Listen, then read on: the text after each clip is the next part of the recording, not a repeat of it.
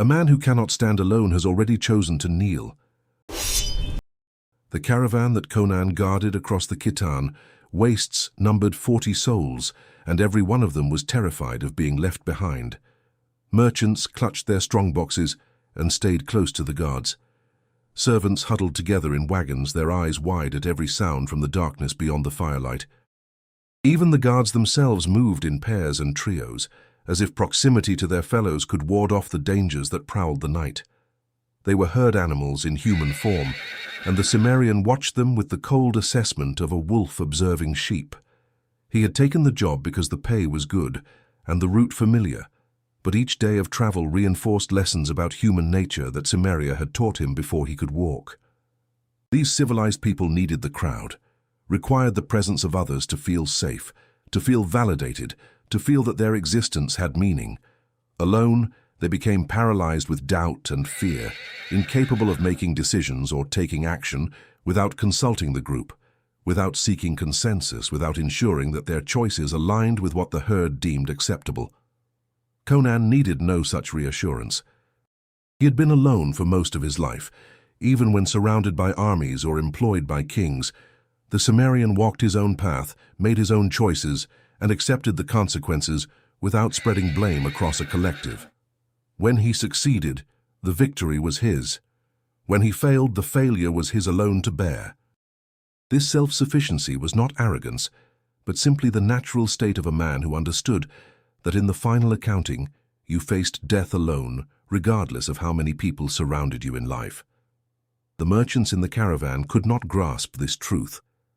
They had spent their lives in cities where safety came from numbers, where the presence of guards and walls created the illusion that individuals need not be capable of defending themselves. They had grown dependent on collective protection, had traded personal capability for the supposed security of the group, and in doing so had made themselves fundamentally weak. On the fourth night, Bandit struck the caravan with the precision that spoke of inside information. They came from the darkness like ghosts, their blades finding flesh before the alarm could be raised. The merchants screamed for the guards, cowered in their wagons, clutched at each other in terror. The guards formed defensive clusters, calling out to one another, seeking to coordinate their response through shouted commands that only created confusion.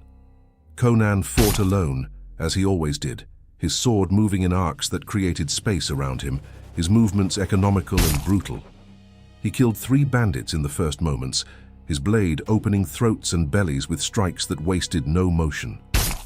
The attackers recognized the difference between the Cimmerian and the other guards, recognized that here was something dangerous operating by different rules, and they gave him space while they concentrated on easier prey. The caravan's defense collapsed not from overwhelming numbers, but from the guards' dependence on group cohesion. When individual soldiers fell, their companions faltered, looked to their fellows for direction, hesitated at moments when hesitation meant death. They had trained to fight as a unit, and when that unit fragmented, they became nearly useless, each man unsure of what to do without the structure of formation and command. Conan watched men die who might have lived if they had possessed the capability to act independently, to make decisions without seeking approval, to fight without needing the reassurance of comrades at their shoulders. But such capability was not valued in civilized armies, where discipline and obedience were prized above individual initiative, where soldiers were trained to be interchangeable parts in a larger machine rather than warriors capable of standing alone. The bandits broke off when they realized the Cimmerian was carving through their numbers without slowing, when the cost of continuing the attack exceeded the potential gain. They melted back into the darkness, carrying their wounded, leaving the caravan bloodied but intact. The merchants emerged from hiding and immediately began the ritual of collective processing, gathering in groups to discuss what had happened, to assign blame, to seek comfort in shared trauma. Conan cleaned his blade and returned to his watch, uninterested in their need to verbally process the violence. He had fought and survived, and that was sufficient. The opinions of others about his performance mattered not at all, nor did he need to share his experience to validate it or make it real. The merchants found his silence disturbing, interpreted it as coldness or lack of feeling, when in truth it was simply self-sufficiency that needed no external reinforcement. In the days that followed, the Cimmerian observed how the attack had affected the caravan's social dynamics. The merchants grew even more dependent on proximity to others, even more insistent on constant companionship. They could not be alone, could not endure their own thoughts without the distraction of conversation and company. Solitude terrified them because it forced them to confront their own inadequacy, to recognize that stripped of the group's protection, they were nearly helpless. This was the fundamental weakness that civilization bred, the trade of individual capability for collective security. In cities, a man need not know how to fight or hunt or survive hardship because specialists existed to handle such things. The merchant focused on commerce, the scholar on learning, the artisan on craft, and each relied on the others to provide what they themselves lacked. The system worked well enough when the city's structures remained intact, but remove those structures, and the specialists became victims, incapable of meeting their own basic needs. Conan had watched cities fall, had seen what became of such specialists when the walls came down and the guards fled and every man had to fend for himself. The merchants who had grown wealthy through trade died clutching coins that could no longer buy protection. The scholars who had filled libraries with wisdom died without the strength to wield a sword.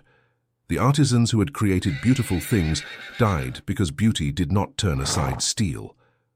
The herd mentality these civilized people displayed was not just a preference but a survival strategy born of weakness.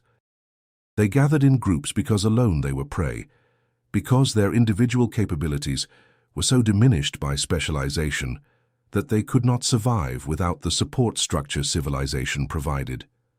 And they enforced conformity within the herd because nonconformity threatened the cohesion that their survival depended upon. This was why civilized people feared and hated barbarians like Conan, why they spoke of savagery and brutality with such disdain. The barbarians' self-sufficiency was a reproach to their dependence, a reminder of capabilities they had traded away for the comfort of the herd.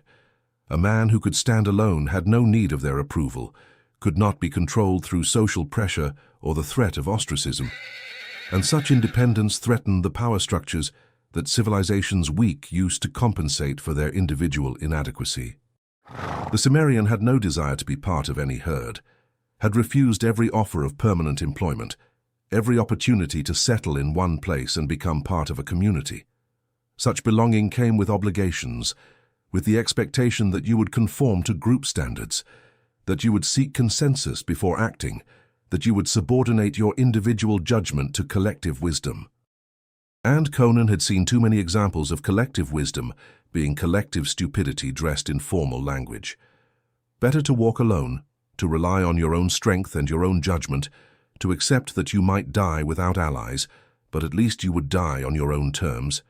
The merchants in their caravans and the nobles in their courts might pity the barbarian's solitude, might see it as a poverty to be remedied through integration into civilized society. But Conan knew that true poverty was the inability to function without the herd, the weakness that required constant companionship and validation to maintain any sense of worth or capability. When the caravan reached its destination and the merchants dispersed into the city's crowded streets, eager to rejoin the larger herd, Conan took his payment and walked back into the wilderness. The silence of empty lands was preferable to the noise of crowds, the honesty of nature's hostility preferable to the hidden malice of civilized competition. Out here, threats were obvious and could be met with steel. In cities, threats wore friendly faces and struck from behind with poisoned words and legal manipulation. The strong had no need of herds because strength was its own protection. The weak gathered in groups and called it civilization, called it progress, called it anything but what it truly was, which was collective inadequacy seeking safety in numbers, and they would continue to gather and huddle and depend upon each other until some crisis scattered the herd and exposed their individual weakness to the harsh light of necessity. Conan would be there when that happened, as barbarians always were, outlasting civilizations because they had never depended on civilization's structures. The herd would fall, but the wolf would endure. And that was the only truth that mattered when all the pretty lies had been stripped away.